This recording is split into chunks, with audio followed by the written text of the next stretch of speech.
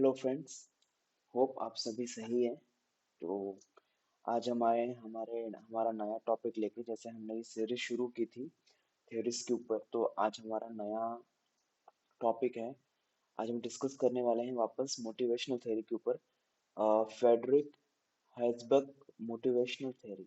तो ये थ्योरी क्या है, इन्होंने इसके अंदर क्या कहा है, चलिए इसको जानते हैं। और ये एग्जाम पर्पस के लिए बहुत इंपॉर्टेंट है।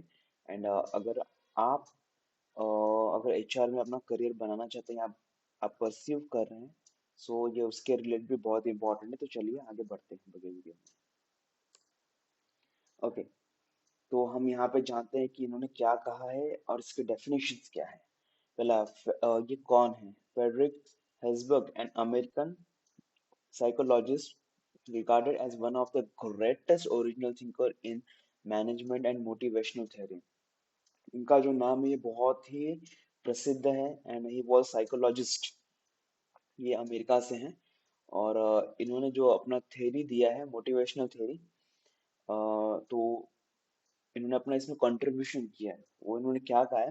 हर्ज Herzberg model defined two sets of factors in determining an employee's working attitude and level of performance, named motivation and hygiene factors। जो इनका मोटिवेशन या फिर जो इन्होंने थ्योरी दी है मोटिवेशनल थ्योरी, इसको टू फैक्टर थ्योरी भी कहा जाता है। ये दो पार्ट में डिवाइड है, जैसे एक मोटिवेशनल और सेकंड जो है वो हाइजीन फैक्टर थ्योरी, इसलिए इसको टू फैक्टर थ्योरी भी कहा जाता है। तो फ्रेंड्स इसको याद रखना। अगर एग्जाम में आता है कि what is two factor theory, तो आपको पता रहना चाहिए। टू फैक्टर थ्योरी मतलब आपको फेडरिक का ही मोटिवेशनल हाइजीन फैक्टर थ्योरी आपको लिखनी है।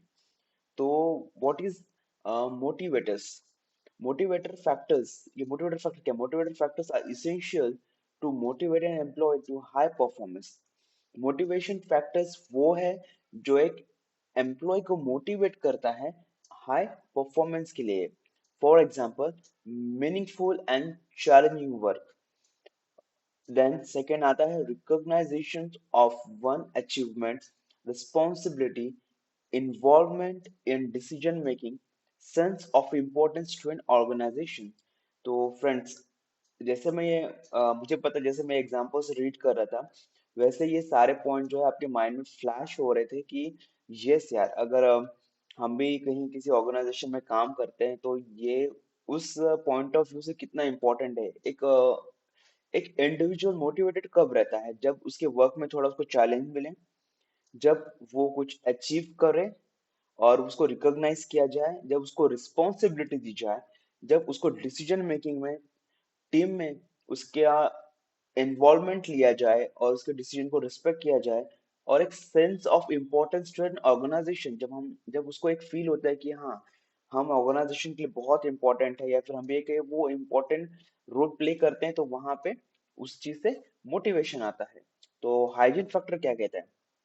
This do not lead higher motivations or cause satisfaction, but it is absent there is dissatisfaction। जहां यह हाइजीन फैक्टर नहीं रहता है, फ्रेंड्स को समझना, जहां यह हाइजीन फैक्टर नहीं रहता है वहां पे डिससेटिस्फैक्शन रहता है। और ये क्यों आता है वो देखेंगे।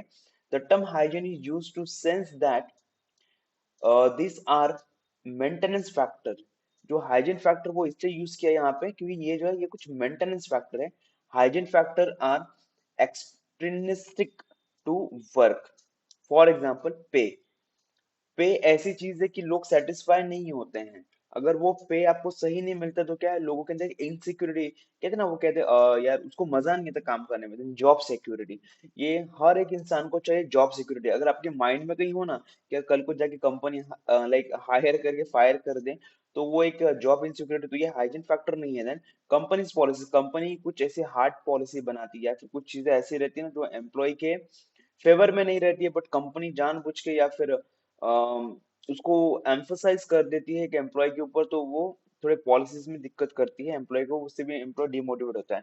देन सिक्योरिटी, सिक्योरिटी मीन्स जैसे जॉब सिक्योरिटी आ गई, या फिर और भी है लाइक पॉलिसीज आ गए। लाइक अभी तो कंपनी जैसे जीपीए हो गया, जीएमसी हो गया, पॉलिसीज देती है। ताकि वो कवर्ड रहे, कल को अगर घर में कुछ होता है एम्प्लॉय के तो वो कवर्ड रहे। देन स्टेटस, एक स्टेटस भी आता है, एंड एक्सेट्रा, और भी बहुत सारी चीजें हैं जो रोल प्ले करती हैं। देन द फोर कॉम्बिनेशंस, अब हम फोर कॉम्बिनेशन जानेंगे according to Herzberg's model. Here are four possible combination, यहाँ पे चार पॉसिबल कॉम्बिनेशन है। लाइक ये इससे पता चलेगा कि एम्प्लॉय मोटिवेटेड है या नहीं है, या फिर कौन सा फैक्टर कैसा प्ले करता है मोटिवेशन के लिए। Then high hygiene and high motivation, अगर जो हमने अभी हाई वो हाइजीन फैक्टर्स और मोटिवेशन फैक्टर्स देखा है, अगर वो दोनों चीजें हाई हैं, the perfect situation where employees are highly motivated and have a fewer complaints। अगर दोनों चीजें हाई हैं तो यहाँ पे जो वो परफेक्ट सिचुएशन बनता है, और एम्प्लॉय जो रहता है वो हाईली मोटिवेटेड रहता है, और जो चीजें उसके फेवर में रहती हैं, और जो उसके कंप्लेंट्स भी रहते हैं वो बहुत कम रहते हैं। Then high hygiene and low motivation, जहाँ पे हाइजीन फैक्टर हाई है और मोटिवेशन फैक्टर लो है, तो वहाँ पे employees have fewer complaints but are not highly motivated. उनके कंप्लेंट्स ज्यादा तो नहीं रहेंगे, क्योंकि एक कहते हैं ना हाई हाइजीन है, लाइक जॉब सिक्योरिटी है, में कहते हैं ना पॉलिसीज और सारी चीजें अच्छी हैं, तो उससे क्या है एम्प्लॉय कंप्लेंट्स तो नहीं करेगा, बट कहते हैं ना वो मोटिवेटेड ज्यादा नहीं रहेगा। The job is viewed as a pay cheque, employ जो है वो बस पे चेक के जैसे काम करेगा, हाँ पैसा मिल रहा है ठीक है। थर्ड आता है low hygiene and high motivation, अगर हाइजीन लो है और मोटिवेशन हाई है, तो employees are motivated but have a lots of complaints. Employee motivated तो रहता है, उसको अच्छा लगता है, यस उसको ऑफिस आने को अच्छा लगता है, बट उसके ना बहुत सारे कंप्लेंट्स रहते हैं कि ये नहीं है वो नहीं है, अगर ये हो जाता तो अच्छा रहता, आप लोग ये क्यों नहीं लाते हैं, आप लोग ये करके देखो, आगे आने वाले 5 साल में अगर आप ये करोगे तो हमें इसका ऐसा प्रॉफिट होगा, कहते हैं ना like there are many complaints. A situation where the job is exciting and challenging, जो जॉब रहता है उसमें मजा आता है, एक नया चैलेंज है, but salaries and work conditions are not up to the standard, और पार्ट जो सैलरी उसको मिलती है या फिर जो वर्किंग कंडीशंस रहता है वो स्टैंडर्ड नहीं रहता है, और यहाँ पे जो एम्प्लॉय है वो डिमोटिवेट हो जाता है। देन फोर्थ है low hygiene plus low motivation. Low hygiene और लो मोटिवेशन हुआ तो क्या होता है, employees are not motivated and have a many complaints. तो ऐसा ऑर्गेनाइजेशन जो रहता है उसका ग्राफ कभी ऊपर नहीं जाता, जहां पे दोनों चीजें लो हैं वो ग्राफ नीचे ही आता है। नीचे आता मीन्स क्या, ना एम्प्लॉय को अच्छा आप हाइजीन दे रहे हो, ना उसको अच्छा मोटिवेशन मिल रहा है। कहने का मतलब ये है वो मोटिवेट तो है ही नहीं, ना उसको सही से सैलरी मिल रही है, ना उसको जॉब सिक्योरिटी है, ना कुछ है। तो ऐसे में क्या है एम्प्लॉय डिमोटिवेट होता है और वो कोई दूसरा ऑप्शन ढूंढना शुरू करता है। तो यहाँ पे मैंने साइड में एक फिगर भी दिया है, high motivation plus high hygiene employee is happy, high motivation plus low hygiene factor, हाँ ठीक है वो थोड़ा येलो हो गया, जरा सा हैप्पी है, ठीक है मैं कर लूंगा। फिर लो motivation plus high hygiene factor, हाँ ठीक है यार करना पड़ेगा, ऐसा सिचुएशन होता है। और low motivation plus high plus low hygiene factors, shit यार मैं कहाँ फंस गया यार, मुझे अभी यहाँ पे काम करना पड़ेगा, and I have to search for some more options. तो ये मोटिवेशन फैक्टर है, या फिर ये मोटिवेशन कॉम्बिनेशन है, या फिर ये मोटिवेशन थ्योरी है जो हर्सबर्ग्स ने दिया है अपने टू फैक्टर थ्योरी में।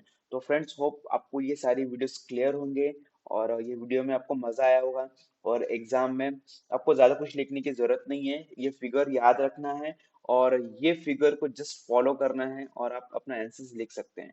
सो स्टे ट्यून, मिलते हैं नेक्स्ट वीडियो में, तब तक के लिए बाय, टेक केयर।